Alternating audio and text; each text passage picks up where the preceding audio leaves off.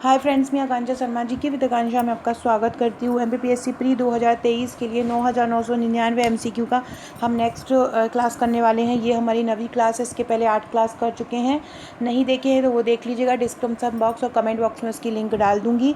तो इससे क्या होगा, ये पूरे क्वेश्चन आपको क्लियर होते जाएंगे। मिड अक्टूबर में आपको ये क्वेश्चन की टेस्ट सीरीज़ मिलना स्टार्ट हो जाएगी। तो चलिए स्टार्ट करते हैं।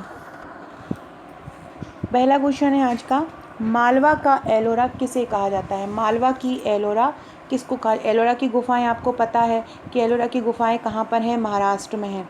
एलोरा की गुफा कहाँ पर है, महाराष्ट्र में है। लेकिन हम यहाँ पे ये बोला जा रहा है कि मालवा की एलोरा किसे कहा जाता है। मालवा की एलोरा को जानने से पहले हम ये समझते हैं कि एलोरा है क्या। एलोरा जो है ना, वो एलोरा से बना है। एलोरा किससे बना है, एलोरा एलोरा से बना होता है। एक पुरातात्विक स्थल है जो कि महाराष्ट्र में है। और इसको किसने बनवाया था, एलोरा के मंदिर को। एलोरा के मंदिर को राष्ट्रकूट वंश के शासकों द्वारा बनवाया था। किसने बनवाया था, राष्ट्रकूट वंश के। ये क्वेश्चन बहुत ज़्यादा पूछा जाता है। ये भी आपको ध्यान रखना है कि एलोरा का जो गुफाएं हैं उसका निर्माण किसने करवाया था। तो राष्ट्रकूट शासकों ने, राष्ट्रकूट वंश के शासकों ने इसका निर्माण करवाया था। और यूनेस्को ने इसको विश्व धरोहर स्थल घोषित किया है। किसने किया है, यूनेस्को ने इसको विश्व धरोहर स्थल घोषित किया है। ये भी आपको ध्यान रखना है। और ये एक सांस्कृतिक धरोहर स्थल है यूनेस्को का।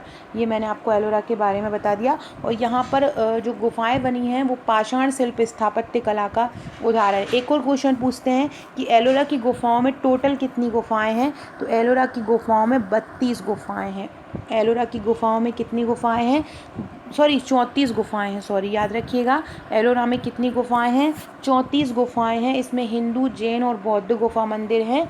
और 12 बौद्ध गुफाएं हैं, 17 हिंदू गुफाएं हैं। 12 कौन सी हैं, बौद्ध गुफाएं हैं शुरू की। 17 हैं हिंदू गुफाएं हैं। और सबसे कम है 5, जो लास्ट में है 30 से 34, वो जैन गुफाएं हैं, है ना। ये याद रखिएगा। 34 टोटल गुफाएं हैं, जिसमें शुरू की जो 12 है वो बौद्ध गुफाएं हैं।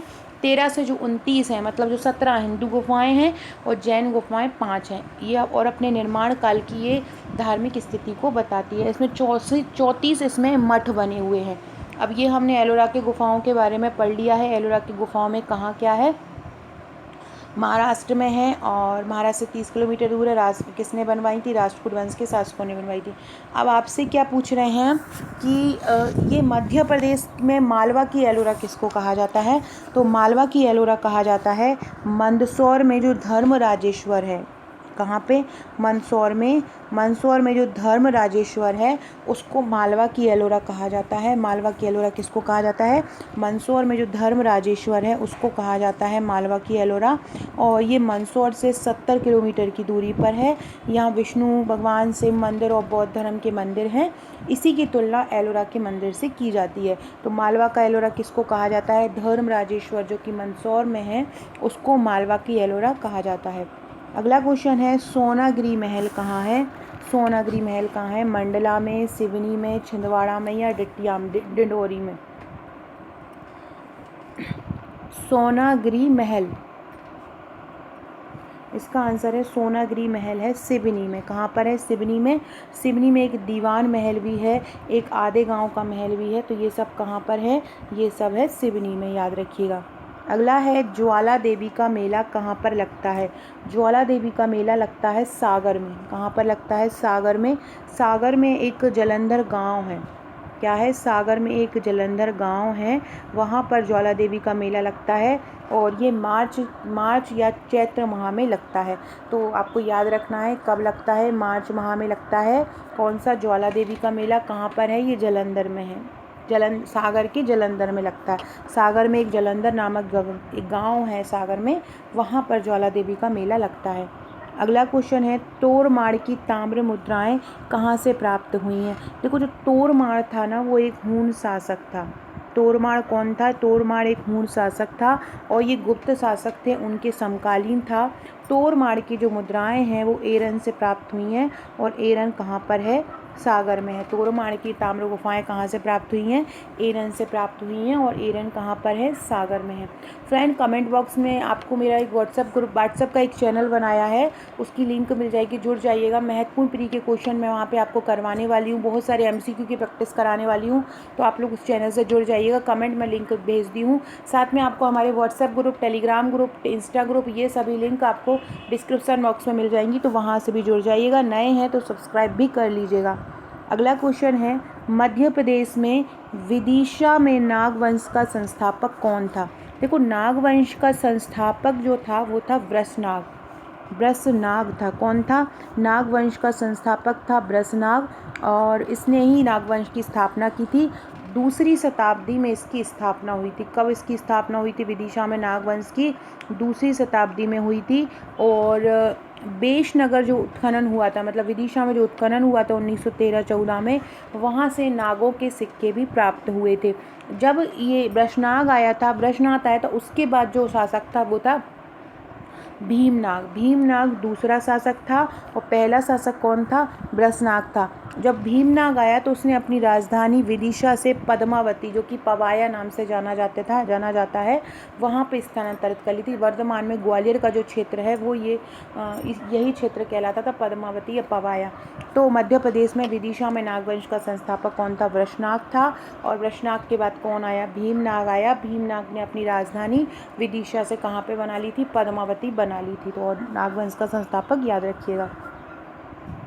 अगला क्वेश्चन है, 1857 की क्रांति के दौरान मेजर मीडो ने तात्या टोपे को किस क्षेत्र से गिरफ्तार किया? 1857 की क्रांति में, एक सेकेंड रुकिएगा,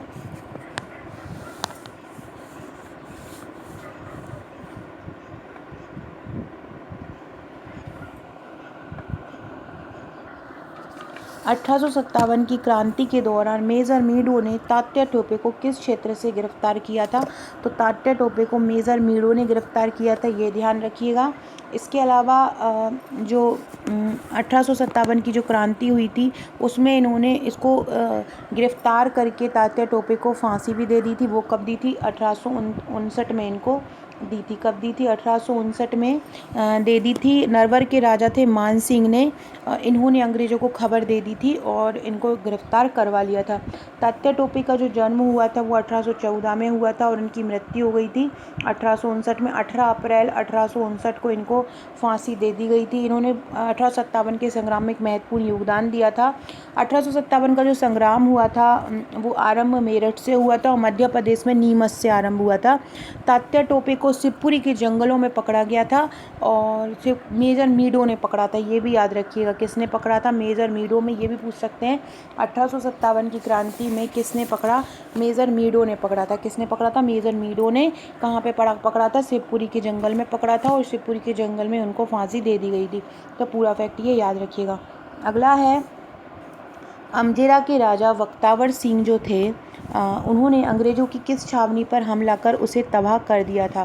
तो जो भोपाल छावनी थी, जिसको भोपावर छावनी बोला जाता है, वहाँ पर बख्तावर सिंह ने हमला कर दिया था। बख्तावर सिंह अमजेरा रियासत के राजा थे, ये भी आपको ध्यान रखना है। जो अमजेरा रियासत थी वो धार ज़िले में आती है। अमजेरा रियासत किस ज़िले में आती है? अमजेरा रियासत धार ज़िले में आती है, और इसी रियासत के ये राजा थे बख्तावर सिंह। इन्होंने अंग्रेज़ों की भोपावर छावनी पर हमला किया था और उसे तबाह कर दिया था। किस पर? भोपावर छावनी पर। 1857 के युद्ध में मध्य प्रदेश में अंग्रेज़ों से संघर्ष इन्होंने लंबे समय तक किया था। 10 फरवरी 1858 में इनको यशवंत चिकित्सालय परिसर में एक नीम के पेड़ पर फांसी से लटका दिया था। कब लटकाया था? 1858 में। अमजेरा के राजा थे बख्तावर सिंह उनको। इसके अलावा इन्होंने अंग्रेज़ों पर अंग्रेजी छावनी जो भोपावर में थी उसे तबाह कर दिया था, जिससे वहाँ का जो पॉलिटिकल एजेंट था भागकर झाबुआ पहुँच गया था। वहाँ के झाबुआ के राजपूत शासक ने उसको उसमें शरण दे दी थी एक अंग्रेज को। बख्तावर सिंह को बाद में अंग्रेज पदाधिकारियों ने गिरफ्तार कर दिया और फांसी पर चढ़ा दिया था। तो कहाँ पर किस छावनी पर हमला किया था बख्तावर सिंह ने? भोपावर छावनी पर किया था।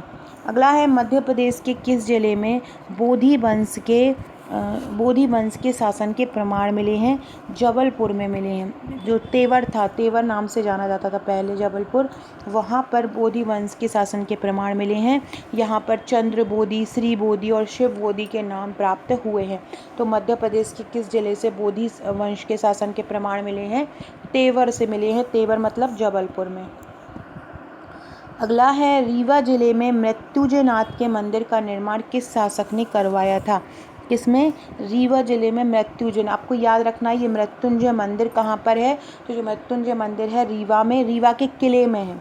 कहाँ पर है? रीवा के किले में मृत्युंजय मंदिर है। और इसका जो निर्माण किया था वो भाव सिंह ने किया था। किसने करवाया था? भाव सिंह ने करवाया था। रीवा किले में मृत्युंजय नाथ के मंदिर का निर्माण किसने करवाया था? भाव सिंह ने करवाया था। फ्रेंड्स, ये मेरे महिला सुपरवाइज़र के नोट्स हैं, सॉरी MPPSC प्रीलिम्स के नोट्स हैं और बहुत ही शानदार ये नोट्स हैं। इसमें टोटल आपको ये 11 बुकलेट मिलेंगी। 2599 चार्ज है। बहुत ही शानदार तरीके से इनको तैयार किया है। 2023 की प्री दे रहे हो, 2024 की प्री दे रहे हो, दोनों ही नोटिफिकेशन 5-6 महीने में दोनों ही एग्ज़ाम है आपके। तो कोई भी प्रीलिम्स दे रहे हो उनके लिए ये बहुत ज़्यादा इंपॉर्टेंट है। तो इनको आपको बहुत अच्छे से तैयार कर लेना है। बहुत ही अच्छे थ्योरी, वन लाइनर, जहाँ पे कठिन टॉपिक ऐसा नहीं दिया है बुक जैसा बिल्कुल लिख दिया है, ऐसे नोट्स नहीं है हमारे। बहुत ही अच्छे से वन लाइनर फैक्ट में इनको डाला हुआ है। हर सिलेबस के हर क्वेश्चन को कवर किया है। हैंड रिटन ये नोट्स हैं पूरे। और कुछ फाइल्स इसमें प्रिंटेड भी हैं, कुछ फाइल्स इसमें हैंड रिटन है। जो कठिन टॉपिक हैं जैसे कि विज्ञान प्रौद्योगिकी वाला हुआ आपका, विज्ञान पर्यावरण का हुआ, सूचना प्रौद्योगिकी वाला टॉपिक हुआ, मध्य प्रदेश भूगोल हुआ, मध्य प्रदेश की संवैधानिक अर्थव्यवस्था हुई, इनको हैंड रिटन कवर किया है। खेल कूद को हैंड रिटन कवर किया है। आयोग को हैंड रिटन कवर किया है। इसके अलावा इतिहास भूगोल को बहुत अच्छे से शानदार 4-4, 5-5 हज़ार वन लाइनर फैक्ट डाले हैं। तो बहुत ही शानदार ये नोट्स हैं। तो अगर आप ये मंगाना चाहते हैं तो आप हमें व्हाट्सअप कर सकते हैं। बाकी 9,999 MCQ की हमारी एक सीरीज़ आ रही है MPPSC प्री की, जिससे मैं आपको करवा रही हूँ। वही क्वेश्चन रहेंगे। वो क्वेश्चन भी आप करेंगे ना तो वो भी आपके लिए बहुत ही रामबाण सिद्ध होने वाले हैं। हर यूनिट से 1-1 हज़ार प्रश्न लिए हैं। टोटल ये 10,000 प्रश्न रहेंगे। तो अगर आप ये लेना चाहते हैं तो आप मुझे व्हाट्सअप कर सकते हैं। मेरा व्हाट्सअप नंबर ये नीचे दिया हुआ है। आपको को पेमेंट करके अपना एड्रेस भेजना है। आप जहाँ भी रहते हो 7 से 8 वर्किंग डेज़ में ये आपके पास पहुँच जाएंगे। अगला क्वेश्चन है, असहयोग आंदोलन के दौरान सिविल जज के पद से त्यागपत्र देने वाले स्वतंत्रता सेनानी कौन थे? देखो, असहयोग आंदोलन गांधी जी ने आरंभ किया था। कब आरंभ हुआ था? ये 1 अगस्त 1920 को गांधी जी द्वारा असहयोग आंदोलन आरंभ हुआ था। और कांग्रेस के कलकत्ता अधिवेशन में 4 सितंबर 1920 को ये प्रस्ताव पारित हुआ। और इसको कांग्रेस ने अपना औपचारिक जो आंदोलन का स्वीकृति थी वो 1920 में ही, सितंबर 1920 में दे दी थी। तो ये आपको याद रखना है। किसने आरंभ की थी? गांधी जी ने आरंभ की थी। इसके लिए कोलकाता में अधिवेशन बुलाया गया था और 1922 में चोरी चोरा हत्याकांड के कारण इसको वापस ले लिया गया था। अब बोल रहे हैं किसने सिविल जज के पद से इसके कारण इस्तीफा दे दिया था? तो शंभू दयाल मिश्र ने दे दिया था। किसने दिया था? शंभू दयाल मिश्र ने सिविल जज के पात्र से त्यागपत्र दे दिया था और असहयोग आंदोलन तथा रतौना संग्रहालय में भाग लिया। मतलब ये त्यागपत्र दे के इन्होंने असहयोग आंदोलन और रतौना जो सत्याग्रह हुआ था उसमें भाग लिया था। अगला क्वेश्चन है, 1195 में सिहाबुद्दीन गौरी ने त्रिभुवनगढ़ पर हमला किया। किस शासक के अधीन था? तो देखो, जो मोहम्मद गौरी का आपने नाम सुना होगा तराइन के युद्ध बाद में, तो उसके बाद से गौरी वंश का जो शासन है आरंभ हो गया था। और इसके बाद जो उसके और भी जो भी उनके बोले वो रिश्तेदार वगैरह थे, 1195-96 ईस्वी में उन्होंने मध्य प्रदेश के ग्वालियर और मुरैना क्षेत्र पर आक्रमण किए थे। 1195 में सिहाबुद्दीन गौरी ने ऐबक और तुगरिल के साथ त्रिभुवनगढ़ पर हमला किया था। किसके साथ? उनके जो ऐबक थे और तुगरिल के साथ किया था। उस समय हमारे मध्य प्रदेश में यदुवंशी शासक कुमार पाल का राज्य था। किसका था? यदुवंशी शासक कुमार पाल का शासक था जब सिहाबुद्दीन गौरी ने त्रिभुवनगढ़ पर हमला किया। सिहाबुद्दीन गौरी ने जब त्रिभुवनगढ़ पर हमला किया तो किस शासक के अधीन था? यदुवंशी कुमार पाल के अधीन था। फ्रेंड्स, सभी लोग कमेंट जरूर करते रहिएगा। अगर आपको मेरे क्वेश्चन पसंद आते हैं सभी लोग कमेंट जरूर कीजिएगा। कमेंट करते हैं तो पता रहता है कौन कौन वीडियो देख रहे हैं। अगला क्वेश्चन है, मालवा के सुल्तान जिसके सम्मुख विजयश्री कभी भी नहीं मुस्कुराई पुनः हार गया, फरिश्ता का यह कथन किस सुल्तान से संबंधित है? तो ये जो संबंधित है वो है हुशंग शाह के लिए। हुशंग शाह के लिए ये बोला जाता था। हुशंग शाह मालवा के सुल्तान थे। 1422 ईस्वी में अहमद शाह गुजराती के आक्रमण के समय उसने अंत में सारंगपुर में अपना शिविर स्थापित किया था। तो मालवा सुल्तान हुशंग शाह ने गुजरात सुल्तान के समक्ष शांति का प्रस्ताव रख दिया था। जैसे ही आक्रमण होना स्वीकार हुआ, जिसे अहमद शाह ने स्वीकार कर लिया और संधि का प्रस्ताव रखा और फिर अहमद शाह ने उसे स्वीकार कर लिया, परंतु हुशंग शाह ने धोखे से रात्रि के समय गुजराती सेना पर आक्रमण कर दिया। अहमद शाह गुजराती हिम्मत के साथ लड़ा और मालवी सेना पर टूट पड़ा। इसी संबंध में जो फरिश्ता है जो लेखक है, उसने लिखा है कि मालवा का सुल्तान जिसने सम्मुख विजयश्री कभी भी नहीं मुस्कुराई और वह पुनः हार गया, क्योंकि उसने छल किया था। तो ये किसने कहा था? फरिश्ते ने कहा था। और किसके लिए कहा था? ये मालवा के सुल्तान हुशंग शाह के लिए कहा था। अगला है मोरक्को निवासी इब्न बतूता ने अपने यात्रा वृत्तांत में किस नगर के लिए किया? यह नगर बहुत बड़ा है और बाजार में सदा भीड़ लगी रहती है। तो ये किसके लिए कहा है? तो ये कहा है चंदेरी के लिए। किसके लिए कहा है? चंदेरी के लिए किया कहा है। किसने कहा है? मोरक्को निवासी इब्न बतूता ने कहा है। किसने कहा है? मोरक्को निवासी इब्न बतूता ने कहा है। आपको ध्यान रखना है, इब्न बतूता जो था वो मोरक्को का निवासी था। और आपसे ये पूछते हैं कि इब्न बतूता भारत किसके साथ आया था? तो मोहम्मद बिन तुगलक के साथ आया था। किसके साथ आया था? मोहम्मद बिन तुगलक के साथ ये भारत की यात्रा पर आया था। और उसने चंदेरी के बारे में लिखा था कि ये नगर बहुत बड़ा है और यहाँ पर सदा भीड़ लगी रहती है। अगला क्वेश्चन है, पंडित द्वारका प्रसाद मिश्र ने स्वतंत्रता आंदोलन में जबलपुर में कौन सा समाचार पत्र को प्रकाशित किया था? तो 1930 की बात है। जबलपुर से एक दैनिक लोकमत समाचार पत्र आया था। कौन सा? ये अभी पिछला जो पीएससी प्री हुआ उसमें ये पूछा गया है। तो दैनिक लोकमत जो समाचार पत्र है वो किसने प्रकाशित किया था? तो ये गोविंद दास और द्वारका प्रसाद मिश्र ने प्रकाशित किया था। दैनिक लोकमत किसने किया? द्वारका प्रसाद मिश्र और गोविंद दास ने किया था। अगला क्वेश्चन है, मध्य प्रदेश के वर्तमान डिंडोरी जिले का रामगढ़ गांव 1857 के विप्लव का विद्रोह का एक केंद्र था। इसके नेतृत्वकर्ता कौन थे? कहाँ का पूछ रहे हैं? डिंडोरी जिले का पूछ रहे हैं। डिंडोरी में कौन थे नेतृत्वकर्ता? तो मंडला और डिंडोरी पहले एक ही हुआ करता था और वहाँ की जो नेतृत्वकर्ता थी वो रामगढ़ रियासत की जो रानी थी अवंती बाई वो थी। कौन थी? अवंती बाई। पहले डिंडोरी और जो मंडला था वो एक ही हुआ करता था और वहाँ से कौन थी? रानी अवंती बाई थी। कमेंट बॉक्स में बताइएगा कि डिंडोरी जिले का गठन कब हुआ था। सभी लोग कमेंट करके ज़रूर बताइएगा जिनको भी वीडियो पसंद आता है। स्वाधीनता आंदोलन के दौरान करमवीर समाचार पत्र का प्रकाशन किस जिले से हुआ था? तो करमवीर का प्रकाशन जो हुआ था महाकौशल क्षेत्र या जबलपुर से हुआ था। और इसका जो प्रकाशन किया था उसका प्रधान संपादक जो थे माधवराव सप्रे थे और संपादक जो लिखते थे वो माखनलाल चतुर्वेदी से थे। निमाड़ जिले के खंडवा जिले से भी करमवीर पत्र का प्रकाशन हुआ था जिसको माखनलाल चतुर्वेदी ने 1925 में इसका प्रकाशन किया था। तो किस किस के साथ हुआ था? ये माधवराव सप्रे और माखनलाल चतुर्वेदी के साथ हुआ था। सो फ्रेंड्स, ये थे हमारे आज के क्वेश्चन। आशा आपको पसंद आए होंगे। वीडियो अच्छा लगे तो लाइक शेयर सब्सक्राइब जरूर कीजिएगा। ये 9999 MCQ की जो सीरीज़ का जो क्वेश्चन टेस्ट है वो मिड अक्टूबर से आपको देना स्टार्ट हो जाएंगे। Okay friends, thank you.